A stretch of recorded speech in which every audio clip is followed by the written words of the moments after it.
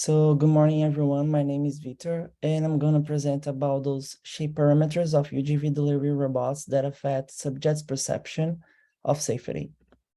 So first of all, why study safety feeling?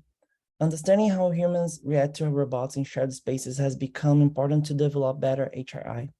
And currently, a lot of focus is given to safety standards to make robots physically safe. However, it's essential that a robot is perceived as safe by users, in addition to being built as safe. In PHRI, the sense of perceived safety can be defined as the user's perception of the level of danger when interacting with a robot and the user's level of comfort during the interaction. In Japanese, it's also known as anshinkan, which is easily distinguished from physical safety, known as anzen.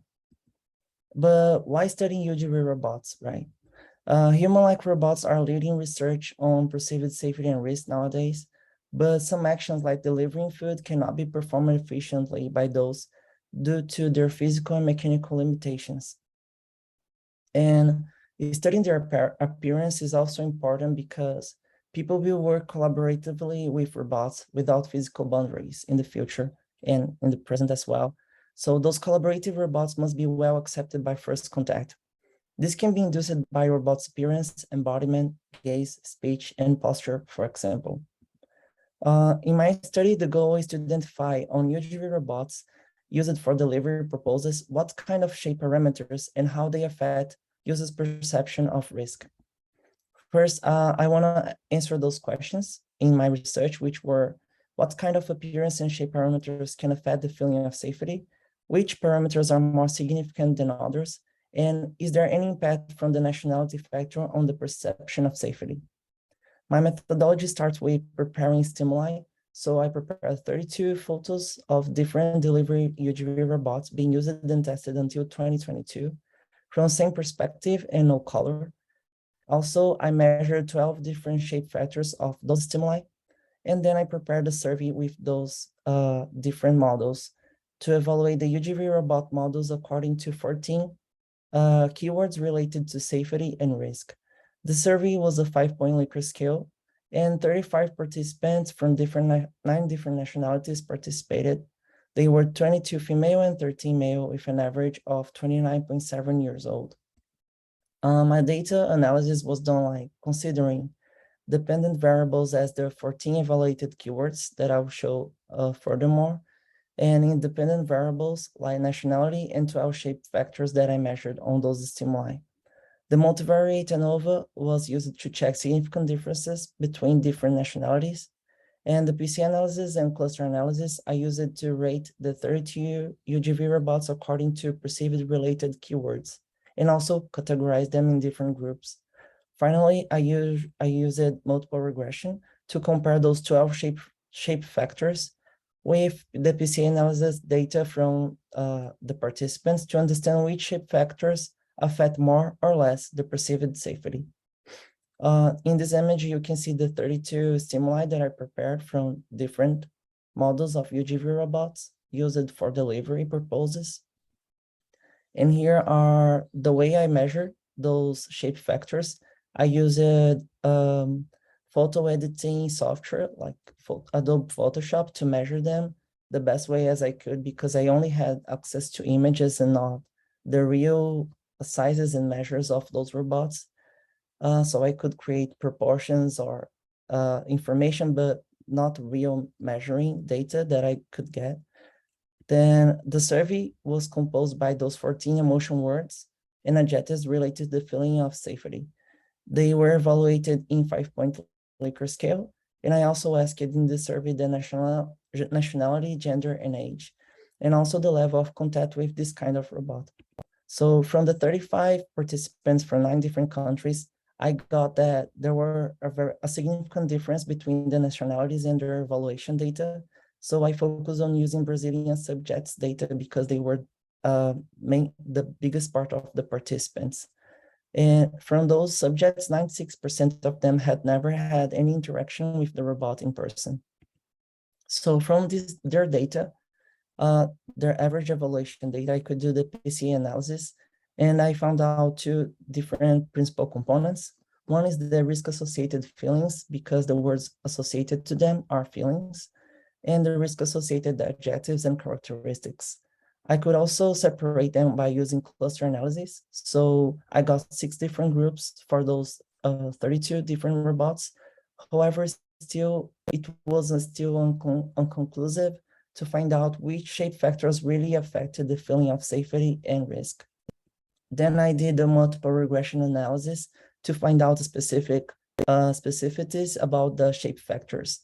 And only 9 out of those 12 shape factors that I measured, they could really affect the feeling of safety by the p-value.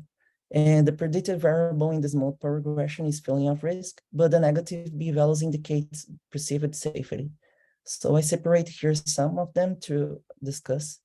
So the curved top and round corners are assumed by common sense as safer and confirmed by the results. However, the round corners seems to be more effective than curved top on affecting the perceived safety. Other appearance factors seems also relevant for the perceived safety. As you can see, the number of visible wheels, visible doors, and visible separate bays can also affect the feeling of safety according to the results.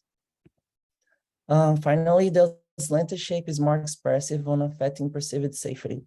That's why this became the focus of my future research, and I prepared those different stimuli to understand more specifically the effect of slant shape in the feeling of safety. So the next steps of this research will be conducting experiments with both Brazilians and Japanese from 20 to 30 years old. Experiments will be online and also using VR headsets simulating the stimuli in a virtual environment to make it more close to the real situation. And it's expected to have better results in the perception of safety related to shape, as well as in the differences between nationalities and different medias shown in the experiment. Also, since language is a limitation on evaluating and preparing ST skills, this time the surveys will be in the language of the participants, which means Portuguese and Japanese. And until now, this could be one of the limitations. Like I only had results from data used by Brazilian participants. And the surveys were done online, which means that participants could answer whenever and wherever they could. So there is not much control on the data, on obtaining the data. That's it. Thank you very much.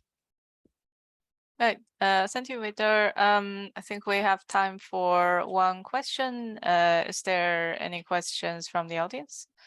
Mm-hmm. Okay, I have a question. Oh, please. Dr. Tian. Okay. This presentation is expressive.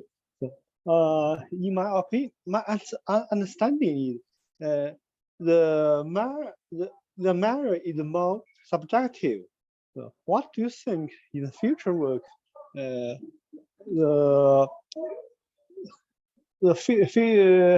physiological response of the subjects they used